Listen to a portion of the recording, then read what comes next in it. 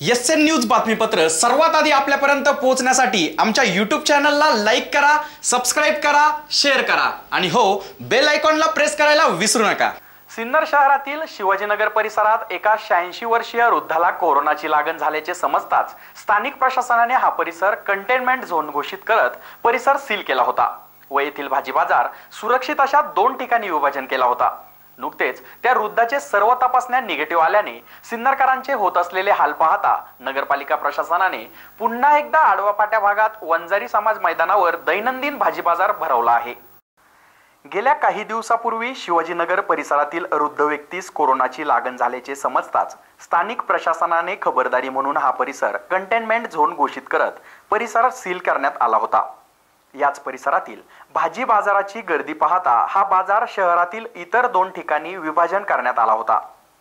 शहरातील मध्यवर्ती भागातील रहिवाशांना या दोन्ही ठिकाणचे बाजाराचे अंतर लांब होत असल्याने समस्या व अडचण होत होती। मात्र सुदैवाने या 86 वर्षीय योद्धाने कोरोनाला हरवत घर वापसी केल्याने व कोरोनाचा संसर्ग न वाढल्याने सिन्नर नगरपालिका प्रशासनाने पुन्हा एकदा आडवा पाट्या भागातील वंजारी समाज मैदानावर भाजी बाजार भरवण्याचा निर्णय घेत व्यवस्थितरित्या आखणी करण्यात आली व शनिवार दिनांक 16 मे पासून येथील भाजी बाजार 10 ते 4 या वेळेत दररोज भरणार आहे।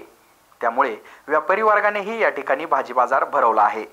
तरी देखील शारीरिक अंतर पाळूनच या ठिकाणी भाजी विक्रेते व ग्राहकांनी व्यवहार करावे असे आवाहन नगराध्यक्ष किरण डगळे यांनी केले।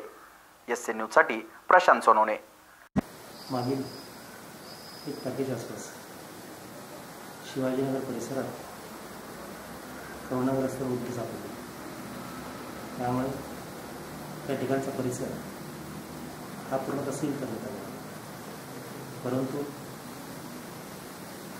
काल मुख्याधिकारी साहेब,